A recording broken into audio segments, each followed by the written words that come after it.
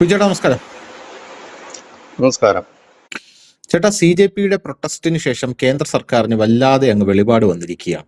വല്ലാതെ വെളിപാട് വന്നിരിക്കുക എന്ന് പറഞ്ഞാൽ വെളിപാട് കുറച്ച് കൂടിപ്പോയി എന്നുള്ളതാണ്. അതായത് സോഷ്യൽ മീഡിയയെ നിയന്ത്രിക്കാത്ത ഒരു രാജ്യവും ഇനി സുസ്ഥിരമായ ഭരണം അവിടെ ഉണ്ടാകില്ല എന്ന് നമ്മൾ നമ്മുടെ ചാനൽ വഴി പറഞ്ഞിരുന്നു. അപ്പോൾ ഈ ഒരു നിലപാട് ഒരുപാട് നാളായിട്ട് ഒരുപാട് ആൾക്കാർ പറയുന്നുണ്ട്. കാരണം നമ്മുടെ അടിയാധാരം വരെ സോഷ്യൽ മീഡിയയിലാണ് ഇപ്പോൾ ഉള്ളത് എന്നുള്ളതാണ് പ്രധാനപ്പെട്ട കാര്യം. നമ്മുടെ സകല ഡാറ്റയും നമ്മളെ സംബന്ധിച്ചിടത്തോളം എല്ലാ കാര്യങ്ങളും ഇപ്പോൾ സോഷ്യൽ മീഡിയയാണ് ഓഡിറ്റ് ചെയ്യുന്നത്. സോഷ്യൽ മീഡിയയാണ് അതിനനുസരിച്ചുള്ള പ്രോഡക്റ്റുകൾ നമുക്ക് തരുന്നത്.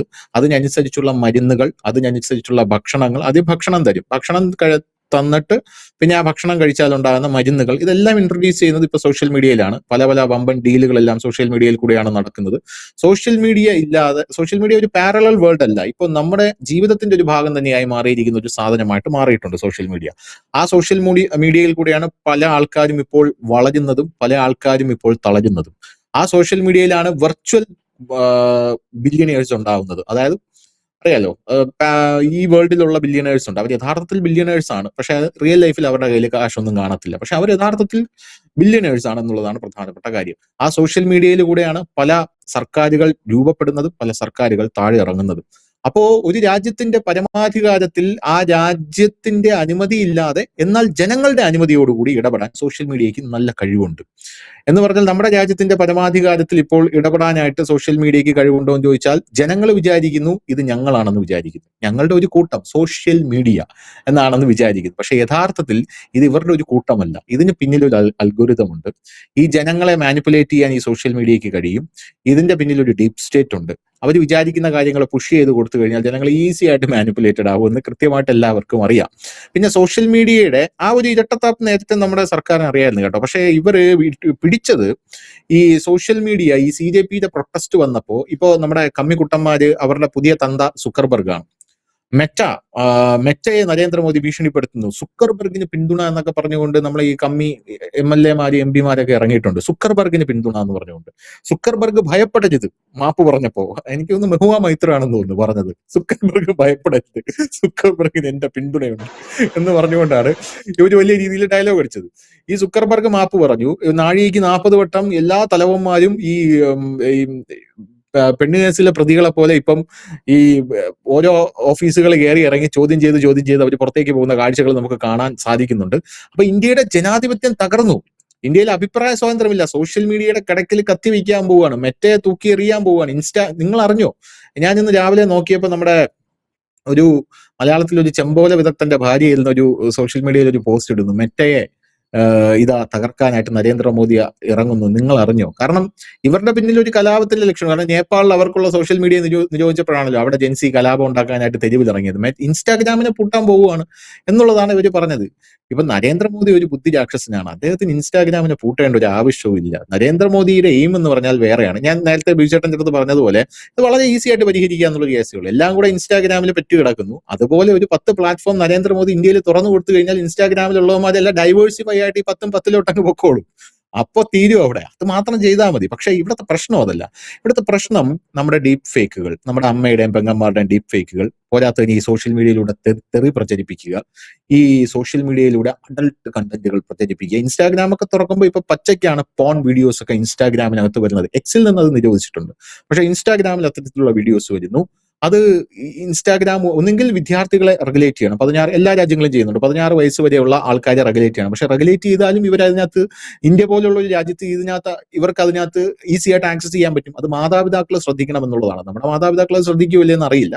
അങ്ങനത്തെ ഒരു വിഷയമുണ്ട്. അപ്പോ ഈ ഡീപ് ഫേക്ക്, മന്ത്രിയുടെ അടക്കമുള്ള ഡീപ് ഫേക്ക്, ഇയാളെ വിളിച്ചിരിക്കുന്ന എന്തിനാണെന്ന് അറിയാമോ? അത് വലിയൊരു, ഞാൻ ആ വീഡിയോ കണ്ടപ്പോൾ ഞെട്ടിപ്പോയി കേട്ടോ. പ്രധാനമന്ത്രി നരേന്ദ്രമോദി സംസാരിക്കുന്ന ഒരു വിഷ്വല്, ഒരു വാർത്താ സമ്മേളനം പോലെ. അതിൽ നിന്നിട്ട് പ്രധാനമന്ത്രി നരേന്ദ്രമോദി CJP പ്രൊട്ടസ്റ്റേഴ്സിന്റെ അടുത്ത് പറയുകയാണ്, ഈ ധർമ്മേന്ദ്ര പ്രധാൻ രാജിവെക്കില്ല, നിനക്കൊക്കെ ചെയ്യാൻ പറ്റുന്നത് എന്താണെന്ന് വെച്ചാൽ നീയൊക്കെ ചെയ്യടാന്ന്. മനസ്സിലാവില്ല യഥാർത്ഥത്തിൽ. അത് മോദി അങ്ങനെ പറഞ്ഞില്ല എന്ന് ആരാ വിഷ്വല് കാണിച്ചാലും അത് അവർ വിശ്വസിക്കില്ല. കാരണം ലിപ് മൂവ്മെന്റ് വരെ ഭയങ്കര ക്ലിയർ ആണ്. ലിപ് മൂവ്മെന്റ് വരെ അങ്ങനെയാണ് പോകുന്നത്. ഇപ്പൊ സിനിമയൊന്നും ഡബ് ചെയ്യേണ്ട ആവശ്യമില്ല, ലിപ് മൂവ്മെന്റ് വരെ ക്ലിയർ ആക്കി ആ ഭാഷ അങ്ങ് ഇൻസേർട്ട് ചെയ്ത് കൊടുത്തു കഴിഞ്ഞാൽ അത് പുറത്തു വരും. അപ്പൊ ഇങ്ങനെ ഒരു വീഡിയോ ആ സമയത്ത് പുറത്തു വന്നു കഴിഞ്ഞാൽ ഇത് അവരെ കൂടുതൽ പ്രകോപിതരാക്കുകയല്ലേ ഉള്ളൂ. അപ്പൊ ഇത് ആരാണ് പുറത്തുവിട്ടത്? ഇത് എന്തുകൊണ്ടാണ് മെറ്റ ടേക്ക് ഡൗൺ ചെയ്യാത്തത്? ഈ ഒബ്സീൻ കണ്ടന്റുകൾ, ഈ ചൈൽഡ് അബ്യൂസ് കണ്ടന്റുകൾ, ഇതൊക്കെ എന്തുകൊണ്ടാണ് നിങ്ങൾ ഇത് ആ സമയത്ത് ഇത്ര കൂടുതലായിട്ട് പ്രൊമോട്ട് ചെയ്തത്? പകരം നിങ്ങൾ എടുത്തു കളഞ്ഞത് പ്രധാനമന്ത്രിയുടെ വീഡിയോ ആണ്. പ്രധാനമന്ത്രി ഇത് തണുപ്പിക്കാൻ നോക്കിയ വീഡിയോ ആണ് എടുത്തു കളയുക. അപ്പൊ ഇതാണ് പ്രധാനപ്പെട്ട പ്രശ്നം.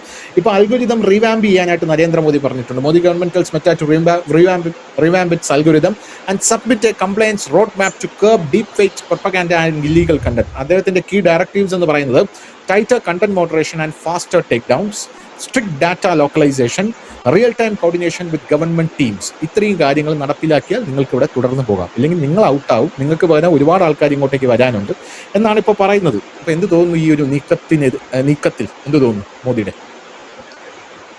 പിന്നാമ്പുറത്ത് കേട്ട ഒരു കഥ എന്ന് തന്നെ പറയാനാണ് ഞാൻ ആഗ്രഹിക്കുന്നത്. കാരണം ഇത് എന്താന്ന് വെച്ച് കഴിഞ്ഞാല് ട്രംപ് മുമ്പ്, ഇപ്പോഴല്ല, ട്രംപ് ഒന്നാം വട്ടം അധികാരത്തിലേറ്റപ്പോ കയറിക്കഴിഞ്ഞപ്പം അന്ന് ഈ മോദിയുമായിട്ട് ഭയങ്കര ടേംസ് ആയിരുന്നു.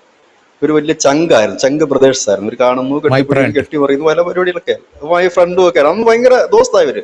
ഇലക്ഷന് പോയതല്ലേ, മോദിക്ക് വേണ്ടി അല്ല ട്രംപിന് വേണ്ടി വോട്ട് പിടിക്കാൻ പോയിട്ടൊക്കെ ഉണ്ട്.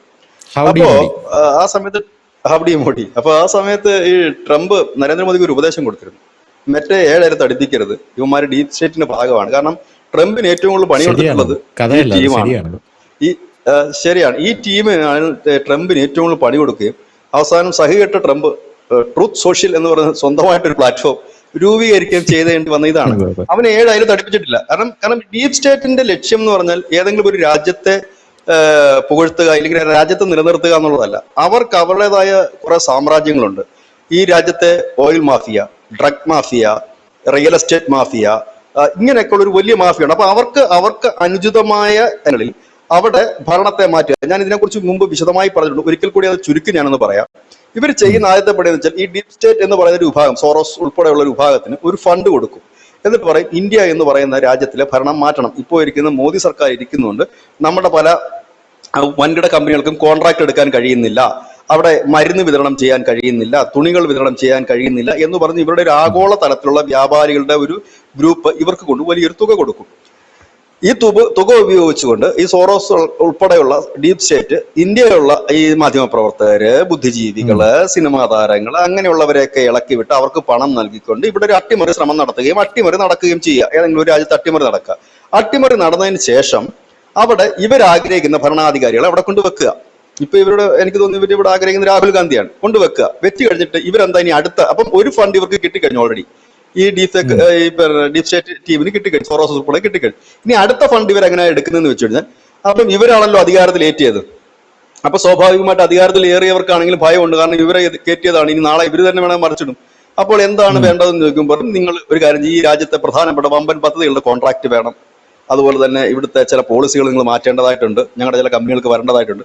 അങ്ങനെ എല്ലാത്തിന്റെയും ഒരു കോൺട്രാക്ട് ഇവർ വാങ്ങി വെച്ചിട്ട് ഇവരിത് അടുത്ത ടീമിന് കൈമാറുകയാണ് ഇതിന്റെ ഇരട്ടി വിലയ്ക്ക്.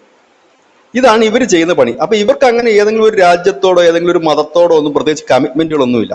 ഇതിനകത്ത് വളരെ കൗതുകകരമായ കാര്യം, ഇതിനകത്ത് കുറെ അധികം ജൂത ടീമുകളാണെന്നുള്ളതാണ് മറ്റൊരു കാര്യം. ഈ പറയുന്ന ഡീപ് സ്റ്റേറ്റിന്റെ ഒരു പ്രധാനപ്പെട്ട കണ്ണി നിൽക്കുന്ന ജൂതന്മാരാണ്.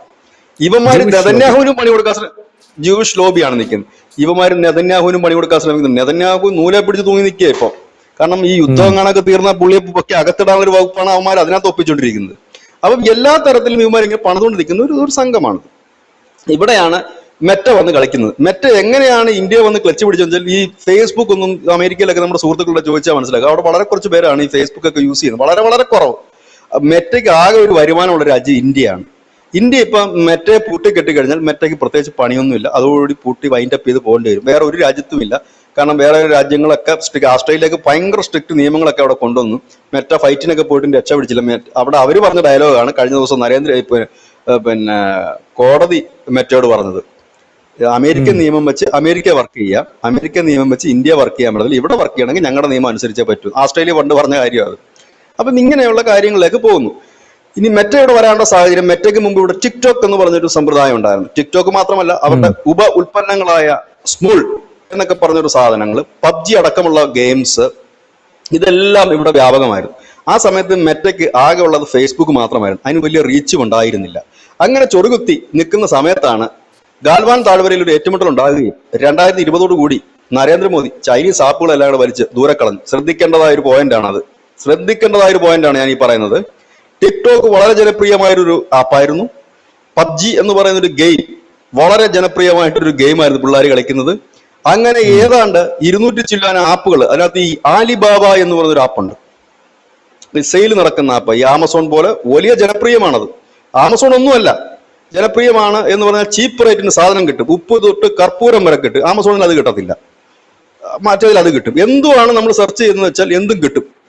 അച്ഛനും അമ്മയും ഒഴിച്ച് ബാക്കി എല്ലാം കിട്ടും. അത് അങ്ങനത്തെ ഒരു സൈറ്റ് ജനകീയമാണ്, ചെറിയ പൈസയ്ക്ക് മേടിക്കാൻ പറ്റും. ആ സൈറ്റ് ഉൾപ്പെടെ ഈ സർക്കാർ, നരേന്ദ്രമോദി സർക്കാർ പൂട്ടിക്കെട്ടിയത് ഓർമ്മയുണ്ടോ? ഒറ്റ മാസം പോലും എടുത്തില്ല, ഒരു ചുക്കും ഒരു രാജ്യത്ത് സംഭവിച്ചില്ല. ആ ഗ്യാപ്പിലാണ് മെറ്റ കയറി ഇവിടെ വരുന്നത്. മെറ്റ കയറി വന്നിട്ട് ആ ഗ്യാപ്പ് ഫില്ല് ചെയ്യാൻ വേണ്ടിയിട്ട് ഇവന്മാര് പെട്ടെന്ന് ഇൻസ്റ്റാഗ്രാം എന്ന് പറഞ്ഞിട്ടൊരു ആപ്പ് ഉണ്ടാക്കി. പക്ഷെ ഇപ്പോഴും ഞാൻ പറയുന്നു, ടിക്ടോക്കിന്റെ 7 അയലത്ത് ഇൻസ്റ്റാഗ്രാം വരില്ല, എത്തിയിട്ടില്ല ഇതുവരെ. അതിന്റെ ഫ്യൂച്ചേഴ്സ് കുറെ ഫ്യൂച്ചേഴ്സ് ഉണ്ടായിരുന്നല്ലോ, അതിന് കുറെ ഐഡിയ സാധനങ്ങൾ ഉണ്ടായിരുന്നല്ലോ. അതിന്റെ 7 അയലത്ത് ഇൻസ്റ്റാഗ്രാം എത്തിയിട്ടില്ല, എത്താനും പോകുന്നില്ല.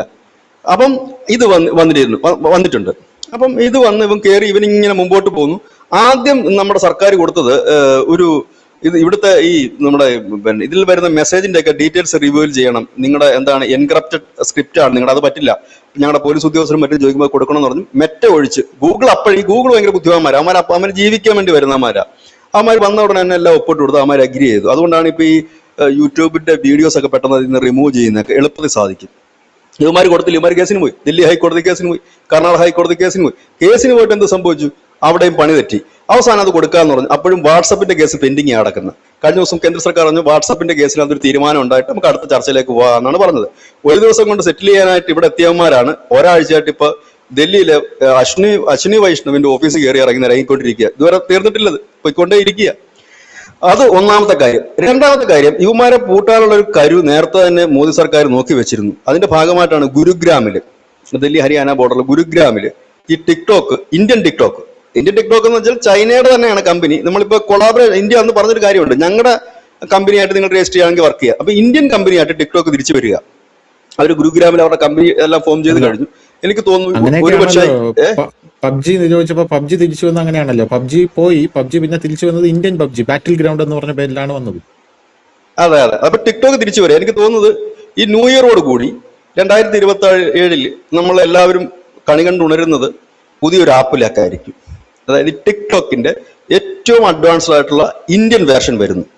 അത് ഇന്ത്യ ആയിട്ടുള്ള ഒരു ഷെയർ ചെയ്ത് ഇപ്പൊ കാറൊക്കെ വരുന്നില്ല. ഇപ്പൊ ചെറിയ കമ്പനി നമ്മുടെ JSWമായിട്ട് ചേർന്നിട്ട് കാർ ഇറക്കുന്നുണ്ട്, ടിറ്റോ എന്നൊക്കെ പറഞ്ഞിട്ട് കാർ ഇറക്കുന്നുണ്ട്. അപ്പൊ അതേപോലെ BYD ഒക്കെ വന്നതുപോലെ നമ്മളുമായിട്ട് കൊളാബറേറ്റ് ചെയ്ത് വരുന്നു. ആ ഒരു സാധനങ്ങൾ വരുന്നു. അതിനുള്ളൊരു സമയമേ ഉള്ളൂ ഇനി മെറ്റയെ പൂട്ടിക്കെട്ടില്ല. ധനുഷ് പറഞ്ഞ കറക്റ്റ്, മെറ്റയെ പൂട്ടിക്കെട്ടേണ്ട യാതൊരു ആവശ്യവും ഇല്ല. മെറ്റ ഓട്ടോമാറ്റിക്കലി ഡൗൺ ആയി പോകും. കാരണം ടിക്ടോക്ക് വന്നപ്പോഴത്തേക്കും ചുരുണ്ട് കൂടി പോയൊരു സാധനമാണ് മെറ്റ. അപ്പൊ ഫേസ്ബുക്ക് ഇപ്പൊ അവർക്ക് ഭയങ്കര, ഫേസ്ബുക്ക് ഉപയോഗിക്കുന്ന ആരെങ്കിലും ഉണ്ടെങ്കിൽ നല്ല ഫോളോവേഴ്സും അതിൽ നിന്ന് എന്തെങ്കിലും ഇൻകം കിട്ടുന്നവരുണ്ടെങ്കിൽ അവരോട് ചോദിച്ചാൽ മനസ്സിലാകും ഇന്നിപ്പോ എത്ര രൂപ കിട്ടുന്നുണ്ട് നിങ്ങൾക്ക് അതിൽ നിന്ന്, നിങ്ങളുടെ എത്ര പോസ്റ്റ് റീച്ച് ആകുന്നുണ്ട്. ഇന്ന് നമ്മുടെ ഒരു പോസ്റ്റ് ഇടണമെങ്കിൽ പോലും അതിന് റീച്ചിന് അവന്മാർക്ക് അങ്ങോട്ട് പൈസ കൊടുക്കേണ്ട ഒരു അവസ്ഥയിലാണ് ഇന്ന് ഫേസ്ബുക്ക് നിൽക്കുന്നത്. കാരണം റീച്ച് ഉണ്ടെങ്കിൽ ഒരു സ്ഥാപനവും അങ്ങോട്ട് പൈസ ചോദിക്കില്ല. യൂട്യൂബ് നിങ്ങളൊരു വീഡിയോ ഇടുമ്പോൾ യൂട്യൂബ് നമ്മുടെ അടുത്ത് പൈസ ചോദിക്കാറുണ്ടോ? ഇത് ബൂസ്റ്റ് ചെയ്യാൻ 10 രൂപ ആയോ എന്ന് ചോദിക്കില്ല. കാരണം അവന്റെ പരസ്യം ഇതിനകത്ത് ഇട്ടാലേ അവന് പൈസ കിട്ടത്തുള്ളൂ. അപ്പം അവൻ അത് ചെയ്യാൻ പറ്റും, ഫേസ്ബുക്കിന് അതില്ല. അവർക്ക് റീച്ച് ഉണ്ടാക്കാം, റീച്ചിലേക്ക് കയറി പോകുന്നില്ല. ഇന്ന് അതിൽ നോക്കിക്കഴിഞ്ഞാൽ പ്രത്യേകിച്ച് കണ്ടന്റുകളൊന്നും ഫേസ്ബുക്കിൽ ഇല്ല. കുറെ വൃത്തിയുടെ കഥകളും കാര്യങ്ങളും ഒക്കെ ഉള്ളൂ. പിന്നെ ഒരുപാട് തെറിയൊന്നും പറയാൻ പറ്റത്തില്ല. പിന്നെ മെറ്റയ്ക്ക് തോന്നും ഇത് ഇവൻ പറയുന്നത് തെറിയല്ല, അവൻ പറയുന്നത് തെറിയാണെന്ന് തോന്നും അങ്ങനെ. പക്ഷെ ഇൻസ്റ്റാഗ്രാമിൽ വരുമ്പോൾ അതിലും അപകടകരമാണ്. ഒറ്റ ഉദാഹരണം കൂടെ നമുക്ക് പറഞ്ഞു പോകാം. ഒരു 15 വയസ്സുള്ള പെൺകുട്ടി മോദിയുടെ അമ്മയെയും മോദിയെയും പറഞ്ഞ് തെറിക്ക് കൈയും കണക്കുമില്ല. അതിനെ നമ്മൾ ആദ്യം എന്തായിരിക്കും പറയുന്നത്? വളർത്തുദോഷം എന്ന് തന്നെ പറയാൻ കഴിയും. തന്തയും തള്ളയും നേരെ ചൊവ്വേ കൊച്ചിനെ വളർത്തിയിരുന്നെങ്കിൽ, ഈ മൊബൈൽ കൊടുക്കുമ്പോൾ ഒന്ന് സൂക്ഷിച്ചിരുന്നെങ്കിൽ ഇതുപോലുള്ള പൊളിച്ച സാധനം തെറി ആ പെൺകുട്ടി പറയില്ലായിരുന്നു. പ്രായമല്ല പ്രശ്നം, ക്രൈമാണ്. അതുകൊണ്ട് കുട്ടികളെ മര്യാദയ്ക്ക് വളർത്താൻ കഴിയാത്ത രക്ഷകർത്താക്കൾ ഉള്ളത്തോളം കാലം പ്രായപരിധി വെച്ചാലും കാര്യമില്ല. കാരണം ഇപ്പൊ തന്നെ ഈ പിള്ളേരെ സൂചിപ്പിക്കാൻ വേണ്ടിയിട്ട് രക്ഷകർത്താക്കള് മൊബൈൽ പിള്ളേർക്ക് കൊടുക്കുക കളിക്കാൻ. ഈ പിള്ളേർ എവിടൊക്കെ പോകുന്ന പോലും തപ്പാൻ രക്ഷകർത്താക്കൾക്ക് സമയമില്ല. അവർക്ക് അവരുടേതായ കാര്യം നോക്കി പോവുകയാണ്. അപ്പൊ അതുകൊണ്ട് ഈ ഏജ് റിസ്ട്രിക്ഷൻ വെച്ചിട്ട് ഒരു കാര്യമില്ല. വേണമെങ്കിൽ അമ്മയുടെയോ അച്ഛന്റെയോ ഇമെയിൽ ID യും പിന്നെ എന്താണ് ആധാർ കാർഡും ഒക്കെ വെച്ചിട്ട് അക്കൗണ്ട് തുറക്കാൻ മേലെ. ഇപ്പൊ തന്നെ പല അക്കൗണ്ടും നമ്മൾ കണ്ടിട്ടില്ല, ഫേക്ക് അക്കൗണ്ടുകളെല്ലാം എങ്ങനെയാ വരുന്നത്? മരിച്ചുപോയവരുടെ ആധാർ കാർഡ് വരെ വെച്ചിട്ട് സാധനം എടുക്കുന്നവരില്ലേ, ഇല്ലെങ്കിൽ അഡ്രസ്സ് വരെ വെച്ചിട്ട് എടുക്കുക. അതൊന്നും ഇപ്പൊ ഒരു വിഷയമൊന്നും ഉള്ള കാര്യമല്ല. അപ്പൊ അതൊന്നും കൊണ്ട് നടക്കില്ല. പക്ഷെ ഇതിനെ റിസ്ട്രിക്ട് ചെയ്യേണ്ടതായിട്ടുണ്ട്. ഞാൻ പറഞ്ഞില്ലേ, 2019 നമ്മുടെ രാജ്യത്ത് കൊണ്ടുവരാൻ ഇരുന്നൊരു ബില്ലുണ്ട്, അതിന്റെ ചർച്ചകൾ നടന്നതാണ്, 72 ഭേദഗതികൾ വരുത്തിയാണ്. ആ ബിൽ എത്രയും പെട്ടെന്ന് കൊണ്ടുവരിക. ഇതിനൊരു അക്കൗണ്ടബിലിറ്റി വേണം. മെറ്റ പൊട്ടുന്ന കാര്യമല്ല, ഇതിൽ കൂടെ തെറിവറവരപ്പൊക്കെ അകത്തിട്ടാൽ മതി, അതോടുകൂടി തന്നെ പ്രശ്നം തീരും. ഇതിൽ കൂടെ വൃത്തികേട് കാണിക്കുന്നത്, ഇതിപ്പം വൃത്തികേട് കാണിക്കുന്നതിന് പിടിക്കാൻ പറ്റുന്നില്ല. മെറ്റ തരണ്ടേ അവന്റെ ഡീറ്റെയിൽസ്? അതാണ് ഇവിടുത്തെ ഒന്നാമത്തെ പ്രശ്നം. ഇപ്പൊ ഇത് ആരാണെന്ന് ചോദിച്ചാൽ ചിലപ്പോൾ യമനിൽ നിന്ന് എടുക്കുന്ന ഒരു ജിമെയിൽ ഐ ഡി ആയിരിക്കാം, ഇല്ലെങ്കിൽ സിറിയ എന്നുള്ളൊരു ജിമെയിൽ ഐ ഡി വെച്ചിട്ട് എവിടെ പോയി ആരെ പൊക്കാനാ? ചിലപ്പോൾ അവിടുത്തെ ഒരു അഡ്രസ് ആയിരിക്കാം, ചിലപ്പോൾ ആ അഡ്രസ്സ് അവന്റെ ആയിരിക്കില്ല, അവിടെ ഉള്ള അവന്റെ ഏതെങ്കിലും ബിലാമിയുടെ കൂട്ടുകാരന്റെയോ ഏതെങ്കിലും ഒരു അൽദുറാബോ ബുറാബോ എന്നൊക്കെ പറഞ്ഞിട്ടായിരിക്കും അഡ്രസ്സ്. ഈ കേരള പോലീസ് എവിടെ പോയിട്ടാണ് ഈ പാർട്ടിയെ പൊക്കിക്കൊണ്ട് വല്ല യമൻ ബാരിനെ ഇവിടെ കൊണ്ടുവരാൻ പറ്റുമോ? യൂട്യൂബിൽ പോസ്റ്റ് ഇട്ടതിന്. ഇതൊക്കെയാണ് ഇതിൽ നടക്കുന്നത്. ഇതിനൊരു അക്കൗണ്ടബിലിറ്റി വേണം. ഇത് ആരൊക്കെയാണെന്ന് അറിയണം എല്ലാവർക്കും. ഇപ്പൊ യൂട്യൂബ് തുടങ്ങിയിട്ടുണ്ട്, അതിന്റെ ട്രയൽ റൺ അവർ തുടങ്ങിയിരുന്നു, കഴിഞ്ഞ ജൂണിൽ അവർ തുടങ്ങിയിരുന്നു. ഈ IB ഇന്ത്യൻ ബ്രോഡ്കാസ്റ്റ് മിനിസ്ട്രിയുമായിട്ട് ഈ രജിസ്റ്റർ ചെയ്യുന്നതിന്റെ ഒരു ഇത് അവർ തുടങ്ങിയിട്ടുണ്ട്. ഇപ്പം അത് കൊണ്ടുവരിക. അത് കൊണ്ടുവന്ന് കഴിയുമ്പോൾ നമുക്കൊരു അക്കൗണ്ട്, ഇത് ആരാണെന്ന് അറിയണ്ടേ? തെറി വിളിക്കുന്ന, വിദേശത്തിരുന്ന് തെറി വിളിക്കുന്നു, പിന്നെ നമുക്ക് കേട്ടിട്ടും കണ്ടിട്ടില്ലാത്തവനൊക്കെയാണ് ഈ പ്രശ്നം ഉണ്ടാക്കുന്നത് മുഴുവൻ. ഇവൻ ആരാണെന്ന് എങ്ങനെ അറിയും? ഇന്ത്യക്കാരൻ തന്നെയാണോ അതോ ഇവൻ ഏത് രാജ്യത്താണ്? ഇത് ഈ നമ്മുടെ ലോകത്തെന്ന് പറഞ്ഞാൽ ഈ വെളിവും വെള്ളിയാഴ്ച നിയമവാഴ്ചയും ഇല്ലാത്ത അനവധി രാജ്യങ്ങളുണ്ട്. അവിടെ ഉള്ളവർക്കൊക്കെ ജിമെയിൽ ID ഉണ്ട്. ഇങ്ങനെ ചെയ്യുന്ന ഒരുപാട്. പണ്ട് ഞാനിത് പറയാൻ കാരണം, ശ്രീമാൻ വെള്ളാപ്പള്ളി നടേശനെ അസഭ്യം പറഞ്ഞൊരു കേസുണ്ടായിരുന്നു. അദ്ദേഹത്തിന് ഗൾഫ് രാജ്യത്ത് നിന്ന് വധഭീഷണിയും തെറിവിളിയും ഒക്കെ വന്നിട്ടുള്ള ഒരു കോൾ ഉണ്ടായിരുന്നു. അപ്പൊ ആ കോൾ ഒന്ന് പോലീസ് അന്വേഷിച്ചു പോയി. വളരെ ഗൗരവമായി തന്നെ നമ്മുടെ കേരള പോലീസ് അന്വേഷിച്ച് ചെന്നപ്പോൾ ഈ പ്രശ്നമാണ് ഉണ്ടായത്. യമനിൽ നിന്നുള്ള ഒരു ജിമെയിൽ ID ആയിരുന്നു. ഈ നമ്പരും കാര്യങ്ങളിലും കൂടെയാണ് ഈ ഫോൺ വന്നത്. അവിടെ യമനിൽ നമുക്കറിയാലോ, ഒരു ഒരു യുവതി അവിടെ പെട്ട് കിടന്നിട്ട് ഇവിടെ കൊണ്ടുവരാൻ പെട്ട പാട് നമുക്കറിയാം. യമനിൽ നിന്ന് പണ്ട് നമ്മൾ നഴ്സുമാരെ കൊണ്ടുവരാം, സുഷമ സ്വരാജിന്റെ സമയത്ത് നഴ്സുമാരെ അവിടുന്ന് കൊണ്ടുവരാൻ പെട്ട പാട് നമുക്കറിയാം. കാരണം അവിടെ ഒരു വ്യവസ്ഥാപിതമായ രാജ്യമല്ല. അപ്പൊ എവിടെ പോയി തപ്പും ഇതൊക്കെ? പിന്നെ സഖാക്കളെ സംബന്ധിച്ച് ഇവരെ എന്തുകൊണ്ടാണ് ഈ സഖാക്കളെയും പ്രതിപക്ഷത്തെ ഈ രാജ്യം തള്ളിക്കളയുന്നതിന്റെ ഒരു കാര്യം കൂടെ പറഞ്ഞ് നമുക്ക് അവസാനിപ്പിക്കാം. വിദേശമായതൊന്നും ഈ രാജ്യം എന്നല്ല, ലോകത്ത് ഒരു രാജ്യവും സ്വീകരിക്കില്ല. അത് വിദേശ മതമായാലും വിദേശ രാഷ്ട്രീയ പാർട്ടി ആയാലും വിദേശത്തെ ഉള്ളവരെ ഒരിക്കലും ഒരു രാജ്യവും അംഗീകരിക്കത്തില്ല. പ്രത്യേകിച്ച് ഇന്ത്യൻ ജനത അംഗീകരിക്കുകയേ ഇല്ല. വിദേശത്തെ ഒരു സാധനം ഇവിടെ അടിച്ചേൽപ്പിക്കാൻ ശ്രമിക്കുന്നതാണ് മതങ്ങളുടെ ആയാലും രാഷ്ട്രീയ പാർട്ടികളുടെ ആയാലും ഏറ്റവും വലിയ പരാജയം. കമ്മ്യൂണിസം എന്ന് പറഞ്ഞൊരു വിദേശ രാഷ്ട്രീയമാണ്. ആ രാഷ്ട്രീയം ഇന്ത്യൻ മണ്ണിൽ വിളയില്ല, അത് പൂത്ത് തളർക്കില്ല. കാരണം അത് അക്സെപ്റ്റ് ചെയ്യാനായിട്ട് ബുദ്ധിമുട്ടാണ്. അതുപോലെ തന്നെ വിദേശത്തു നിന്ന് മതങ്ങൾ ഇവിടെ മതപരിവർത്തനം എത്ര നടത്തിയാലും അത് ക്ലച്ച് പിടിക്കില്ല.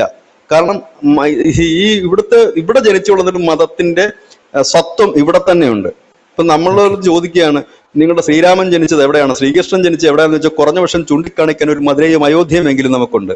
ഈ വരുന്ന മതത്തിനോട് ചോദിക്കുകയാണ്, പുള്ളി അവിടെ പോയി ഇരുന്നെന്ന് പറഞ്ഞാൽ അതെവിടെയാണ്? അതിപ്പോ സ്ഥിതി ചെയ്യുന്നത് പലസ്തീന്റെ കിഴക്ക് മാറിയിട്ട് ഒരു കുന്നുണ്ട്, അവിടെയാണ്. പോകാൻ പറ്റുമോ? ഇല്ല.